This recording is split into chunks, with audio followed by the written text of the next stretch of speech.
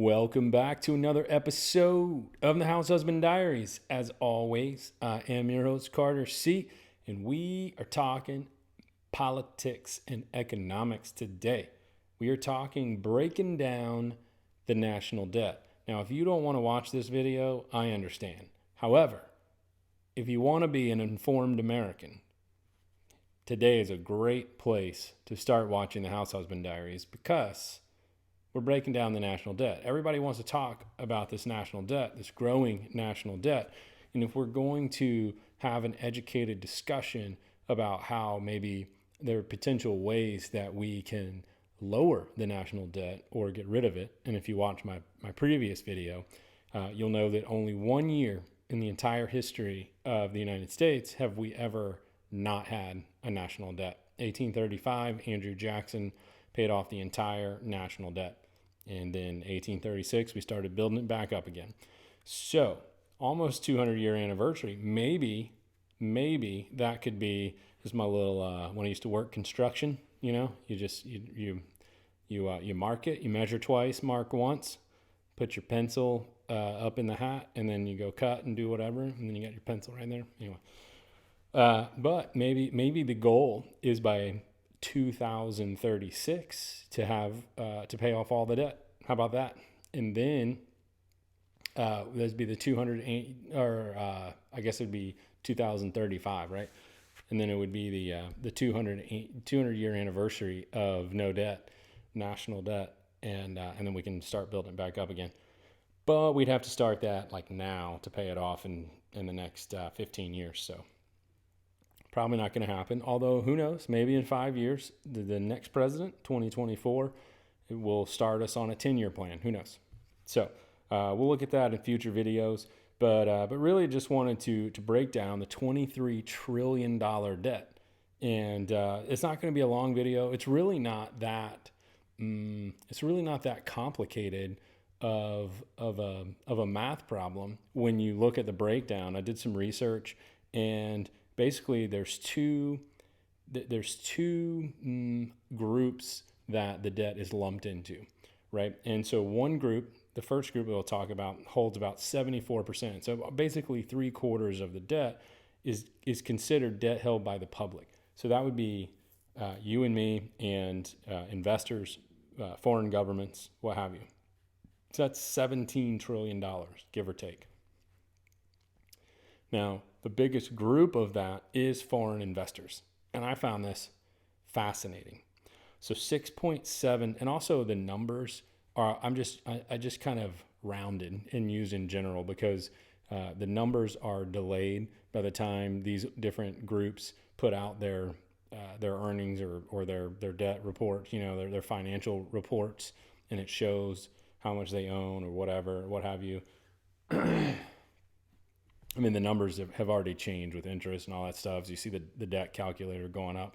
So we're just using 23 trillion. It's more than that now, not much. And then obviously this video, as it ages, the numbers will be different. So it's not meant to be 100% accurate to the second of when this is recorded. It's just a general overview of the debt, and to try to get a handle in an easy way on the national debt, and then potential ideas of what we can do to minimize it.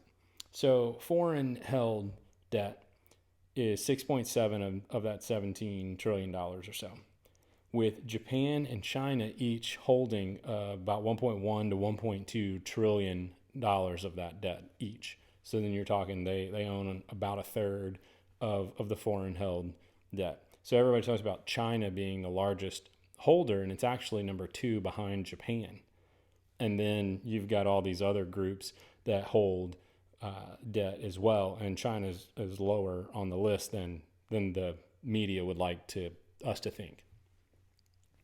So what I found extremely interesting about the foreign held debt was, I mean, China, we understand. Japan, I thought, was interesting, having the most. But then you look at these tax havens. Switzerland, Ireland, and Luxembourg are 3 of the top 7 holders, foreign country holders of U.S. debt.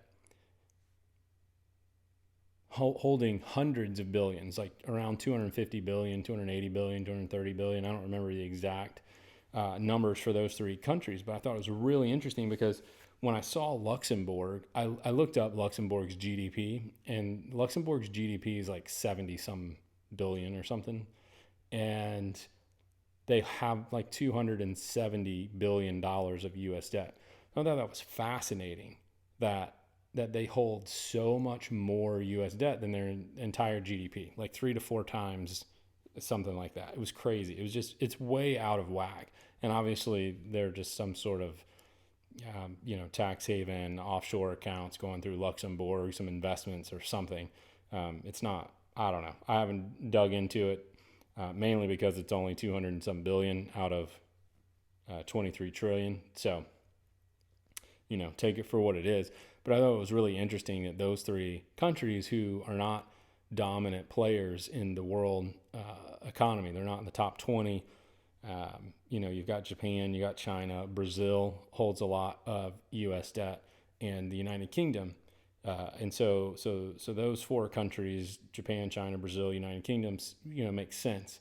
And then the Switzerland, Ireland, Luxembourg, as much as they hold, only makes sense because of their tax laws and sort of the secrecy and the banking. And then it's just interesting. So for inquiring minds, watch out. We could just buy all of the notes back to Switzerland, Ireland, and Luxembourg, get them off the books, get those tax havens out of there. But then if you look at the rest of foreign held debt, it's 3.1 trillion. So almost half is held by just a number of other countries. And then the top 7 hold the other, 3.5 billion or so. All right, so then you go Federal Reserve. The Federal Reserve holds 2.5 trillion. Mutual funds, about 2 trillion. State and local governments, 1 trillion.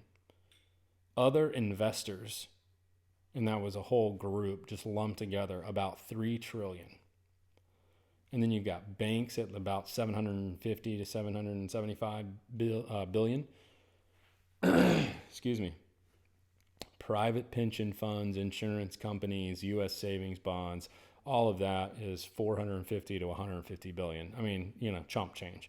But when you just start looking at ways to pay off the national debt and to start getting it under control, you can see, as I mentioned in a previous video, sort of that Dave Ramsey, and I don't know if he coined the phrase or what the deal is, but like that debt snowball. Like there are definite countries and investment groups and line items here that are small enough in the hundreds of billions of dollars that we could pay those off, get a plan together to pay certain groups of those investors off and cancel that debt just to pay them back, not to pay them off. Paying them off sounds like you're doing something illegal, but to get out of debt, you want to pay that back and then not reissue debt.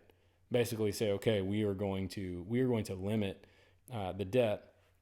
So whatever we have outstanding, here's what we have outstanding. Here are the countries, here are the investors, here are the banks, what have you. And here's our plan over the next 5 to 10 years. We're going to pay this off this year. We're going to pay this off next year. We're going to pay this off over the next 3 years, pay this group off over the next 5 years, whatever that is. But there should be some plan in place. And I think it's fascinating that when we watch these debates, whether it's Democratic for the Democratic nominee or whether 4 years ago it was for the Republican nominee, you don't hear a whole lot of the nitty gritty about how a candidate is going to work with Congress to pay off national debt and what is a working plan. You hear a lot about Medicare and health care for all and who's going to pay for it, and that's going to cost 30 trillion or that's going to cost 50 trillion. You haven't even thought that through, and everybody just kind of talks about whatever they're going to do. We're going to lower taxes. Okay, well, what's that going to do to national debt? We're just going to lower taxes, or we're just going to raise taxes or whatever. And everything is so, it's talked about at such a generically high level that I don't think many of these candidates, if any, really care to get into the nitty gritty and actually provide plans that matter and that could work. And I think people are scared to put forth those types of plans, even just here when I'm not running for any sort of office. I'm just putting it out there because so many people are so quick to down the ideas or to poke holes in it instead of looking for the positive and say, hey, it's really good that you're trying to lower the national debt. I'm not really sure I agree with paying off foreign investors first or whatever, but here's a way that we could do it. Instead of that positive discourse, we seem to just jump directly to negative and calling people stupid or calling people's plans terrible, or that would never work, or you don't know what you're talking about, or whatever those negative things are. And that's where part of me for this YouTube channel, and it goes hand in hand with the Forrest Fenn stuff, is you put stuff out there, you put ideas out there, and it's not because they're the perfect idea, but it's an idea. And so you just want to start that conversation to say, hey, I'm sick and tired, and this phrase came from some of that Forrest Fenn stuff. I'm sick and tired of nothing burgers. I just don't like. I don't really care who my politician is if they have substance, and not that they just lie to me and tell me what I want to hear. I want to see that we're making headway in important areas of our government. And likewise with Forrest Fenn stuff, I want to, I think it's great that community is built and people are friends and stuff, but I want to see headway towards finding that treasure chest. Maybe it'll go to pay off the national debt. What do you think? That's only worth a couple million, not even in the billions. Come on, Forrest. What are you doing, bud? Should have hidden $1 billion. All right. So moving on, and we'll make this a short video. The 26% or the last quarter of the national debt is what they call intra-governmental holdings. And that's basically when government agencies have a surplus and they basically buy treasury notes and the money goes back into the general fund and then is just spent by our government. So, and they get a slight interest, and then they're like IOUs. And so whenever these organizations need money, or these agencies need money to pay retirees or what have you, then they just turn in their T notes and stuff, and the government pays wherever they are. So what's really interesting about this, it's about $6 trillion, give or take. Social Security and the Federal Disability Trust Fund own about $3 trillion of that. So Social Security and the Federal Disability Trust Fund, those two hold more than China and Japan combined, and Switzerland, and whatever. And the United Kingdom. It's like our Social Security holds almost, what is that, an eighth of the budget or of the debt. So when you start talking about, hey, we need to rework Social Security, we need to figure out how to fund this, we should probably figure out how to fund it, and it should probably be pretty soon. Then you have military retirement fund is about $950 billion, not quite. Soon, I'm sure it will be. So you're talking almost $1 trillion. Office of Personnel Management retirement, another $1 trillion. So you're talking basically $5 trillion is in retirement funds in this intragovernmental holdings. So 3, 4, 5, yeah, and then the rest of it, because there's only about a trillion left.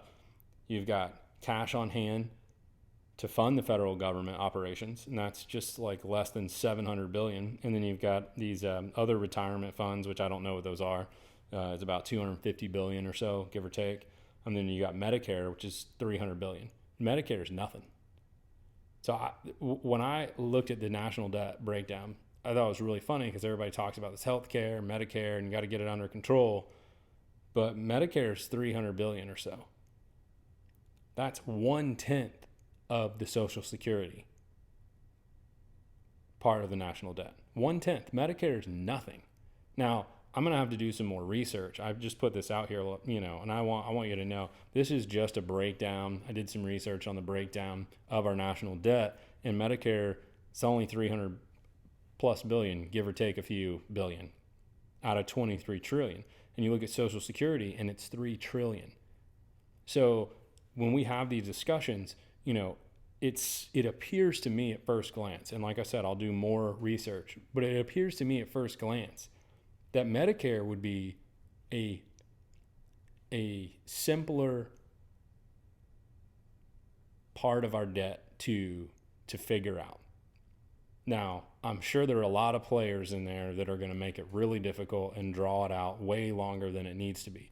But in terms of the size of the debt that it constitutes of the national debt, its portion, it is small enough to tackle in any given year or any given term, a 4-year term. If it's give or take $300 to $400 billion, and we have a national budget in excess of $4 trillion.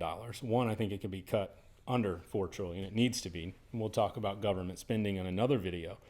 But you can easily say, okay, it's $300 billion or $400 billion. So $100 billion a year is going to be put into our national budget to pay this off. And in one presidency, Medicare is fully funded. Taken off the books. It'll be done. Now, you may have to follow up with another presidency for surplus or what have you. But I just think it's really interesting that we owe this money back to Medicare, and it's not that much, but people seem to make it out to be like it's crazy. So I'm going to do some more research on it. If you know of anything specific, if this number's totally wrong, what have you, I'd love to know. Give me your source material, because like I said, I'm doing the best I can with the research that I have. I'm just trying to bring you guys information and have this conversation. So hopefully you enjoyed this quick little breakdown of the national debt. I know it's not the most enjoyable, most fun thing, the funner thing to talk about, but at the same time, I think it's interesting, and it's all part of growing in our knowledge of what we're actually voting for when it comes time to vote for the president or for senators or for congressmen and women. What are they going to Washington to do, to vote on? These are the things that they should be looking at. And most all of the representatives have no accounting experience. Most of them are lawyers that don't have any business experience. They just do legalese, and they're more than happy to jump through legal hoops. And why do you want a bunch of lawyers running the country when really the country has a budget and it's a business? So you need people that understand budgets and numbers and enact those policies to be fiscally responsible. I'll get off on my accounting high horse. What we need is 500 accountants, right, in the Senate and the House, and an accountant as president. Accountants rule. I'm just kidding. Oh, that guy's so whatever. He only wants accountants to be. He votes the accounting. Maybe the Association of Accountants should be the third party. What do you think? I'm just being silly, guys. Ladies and gentlemen, that concludes this episode of the House Husband Diaries. Let me know how we're doing with the politics. I know we disagree, and I think it's fabulous that we disagree. That's why I'm putting it out here. And I'll just say this as far as the comments for back and forth. You can call me, I'm like an idiot, say I need to do more research, but really those comments make you look stupid. So if you have something, if you have a disagreement, if you have a piece of information, then I would encourage you to share it in the comments. Email me, carter@hhdiaries.com. But if you have some information that I don't know or that I haven't seen, but if it's factual, then it would be great if you could share it and say, hey, I'm not sure if you knew this or not. However, here's fact A, here's fact, 1023 that you missed, or whatever it is. And then it be a positive discussion about about the situation, whatever it is, whether it's a national debt, whether it's third party, what have you. I just think that would be a lot more constructive instead of just getting on there and saying, oh, you're an idiot and blah, blah, blah, totally disagree with you. I think you can see, if you take any time, that there are a number of people that comment on my videos that disagree with me, and we have fairly cordial exchanges and try to at some point share what we know or what we think, and at the end of the day, if we we're not going to change each other's minds, and we just agree to disagree, and we move on, and it's all on the up and up. So just a little piece of advice for those of you. I mean, you can troll me all you want, like, it doesn't bother me, but it does it does behoove all of us, and it makes all of us smarter if we share things in a positive way, and trying to help each other learn and grow. So thanks so much for watching this episode of the House Husband Diaries. This concludes this episode. All right, talk to you soon. Bye.